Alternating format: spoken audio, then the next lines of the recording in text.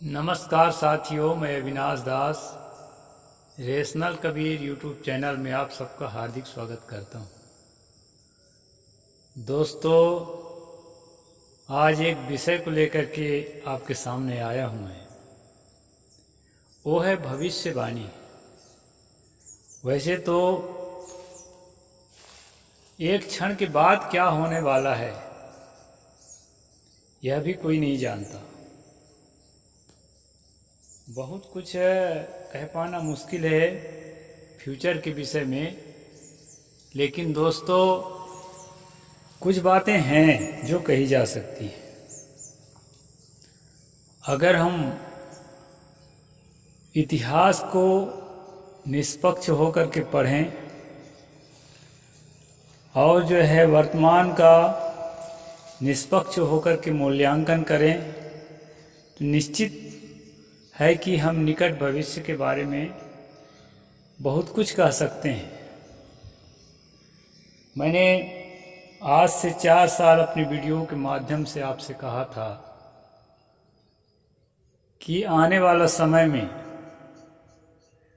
बहुत ही थोड़े समय में जितने भगवान हैं, चाहे राम हो, विष्णु हो, शिव हो, गणेश हो, शंकर हो और दुर्गा काली इत्यादि जो देवियां हैं, ये जितने हैं ये सारे भगवान डॉक्टर भीमराव अंबेडकर के छवि के आगे फीके पड़ जाएंगे, धुंधले पड़ जाएंगे। और यह सब होता हुआ दिख रहा है। हालांकि जो बाबा साहेब को आम आदमी मानता है उसका दिल कभी भी गवाही नहीं देगा कि ये भगवान है। हाँ, लेकिन कुछ लोग जो है ना भगवान के अवतार की तरह जरूर देखना शुरू कर देंगे। अभी जो अमित शाह ने कहा, जो वर्तमान के हमारे केंद्रीय गृह मंत्री हैं, कि अंबेडकर अंबेडकर अंबेडकर अंबेडकर चिल्ला रहे हैं लोग, और जो है इतने बार भगवान का नाम लेते तो शायद 7 जन्म तक स्वर्ग मिल जाता। जिसका जो रिएक्शन आया है, आज आप रिएक्शन को देखिए। कुछ लोग तो मन से रिएक्शन कर रहे हैं, कुछ लोग जो है, कुछ ऐसी पार्टियां हैं जो अम्बेडकर विरोधी रही हैं और दिल से अभी भी हैं, तो वो लोग जो हैं दिखावे के लिए कर रही हैं। लेकिन दोस्तों, इसका प्रभाव समाज पर क्या पड़ेगा इस पर आप विचार कर सकते हैं। समाज में जिस चीज़ का बहुलता से प्रचार होता है, आम जनता उसको स्वीकार करती चलती है। और साथियों, अगर इतिहास को देखेंगे तो डॉक्टर भीमराव अंबेडकर का जो जीवन है वो विकट संघर्षों भरा जीवन है। और जो भी व्यक्ति पढ़ेगा उसको और वर्तमान में देखेगा खुद को कि मैं भी उन्हीं में से हूँ जिसमें से अंबेडकर थे, तो मेरे जीवन में यह सब कुछ कहाँ से आ गया और उसके जीवन में वह सब कुछ कहाँ से था। इन सब को जब देखेगा दोस्तों तो पक्का है कि मेरे बातों को स्वीकार करेगा कि मैं जो कहा कि कुछ ही वर्षों के अंदर डॉक्टर भीमराव अंबेडकर के आगे ये सारे भगवान फीके पड़ने वाले हैं और फीके पड़ते हुए दिखाई पड़ रहे हैं। साथियों, मैं आपको बताता रहता हूँ और आप स्वयं भी देख रहे हैं कि अभी जो है भारत की जनता लगभग 10% जागी है। उनमें से कुछ लोग अति उत्साह के कारण बुद्धिज्म में कन्वर्ट हो गए हैं। तो ये मत सोचिए कि बुद्धिज्म ने हिला दिया है, बुद्धिज्म ने नहीं हिलाया है। दोस्तों, सरकारी आंकड़े में 0.06 यानी प्रतिशत, यानी 1% भी अभी बुद्धिस्ट नहीं है भारत में, 1% से भी कम है। दरअसल बुद्ध का जो विचार है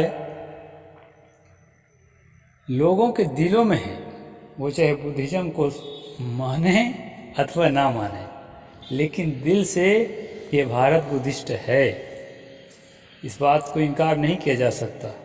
उदाहरण के लिए मैं स्वयं बुद्धिस्ट नहीं हूँ, लेकिन जो है सही बात तो सही बात है, उसको स्वीकार करना पड़ता है, प्रचार भी करना पड़ता है। तो कुछ खामियां हैं, कुछ ऐसी चीज़ें आ गई हैं बुद्धिज्म में जिसके कारण सब कोई उसको स्वीकार ही कर ले, ज़रूरी नहीं है। लेकिन उसके अंदर की जो अच्छी बातें हैं, अधिकतम बातें, उसको लेकर के कोई भी निष्पक्ष व्यक्ति स्वीकार किए बिना नहीं रह पाएगा।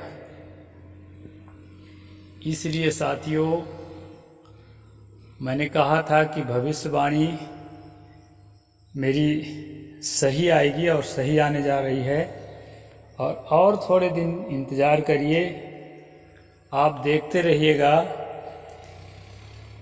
कि जिस तरह, वैसे तो शुरू हो चुका है कहीं कहीं, देवी देवता और भगवान कहलाने वाले लोगों के पूजा घर बनाए गए हैं, मंदिर बनाए गए हैं, उसकी पूजा हो रही है। उसी तरह बाबा साहेब की पूजा भी निकट भविष्य में होगी, क्योंकि आम जनता पुजारी है।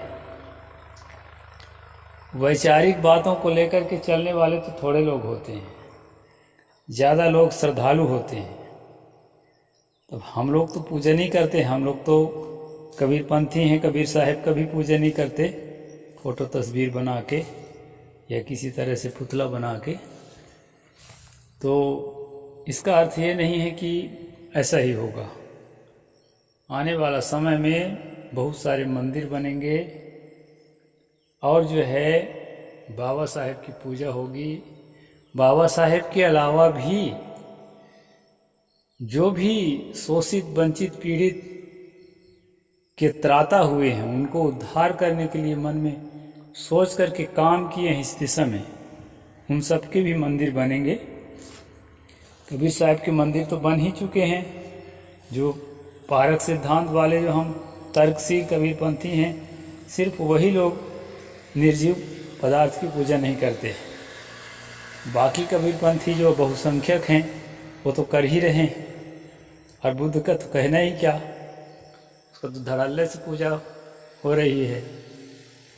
तो साथियों, यह तय है कि निकट भविष्य में बाबा साहेब डॉक्टर भीमराव अंबेडकर को लोग पूजा करेंगे, और वो लोग भी पूजा करेंगे जो अभी तक धुर विरोधी हैं। क्योंकि दोस्तों, हवा के साथ बहना पड़ता है, और जो लोग उसके खिलाफ रहेंगे उन लोगों को तकलीफ झेलनी पड़ेगी। जनता तो जनता है, सब लोग इतने विचारशील नहीं होते हैं। जनता के पास तो धर पकड़ वाला काम रहता है। तो जो भी खिलाफ दिखेगा उसके खिलाफ बहुसंख्यक लोग खड़े होने लगेंगे। अभी तो 10% ही जागे हैं।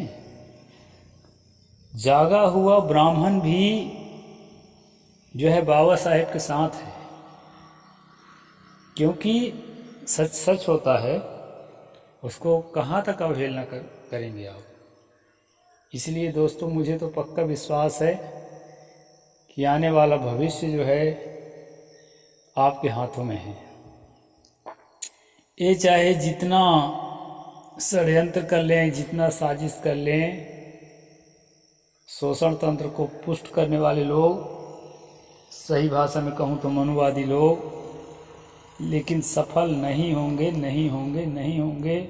इतना तय है, सनातन राष्ट्र बना लें, हिंदू राष्ट्र बना लें, और जो जो राष्ट्र उनके दिमाग में आए वो बना लें, लेकिन जनता का जागना बंद नहीं होगा। और जागी हुई जनता जो है अपने ढंग से काम करेगी। अभी 10% में इतना ताकत है कि पूरा देश हिल गया। 10% ही जागा है, समझ लीजिए। कुछ लोग बिना जागे हुए हैं, वो भी साथ खड़े हैं।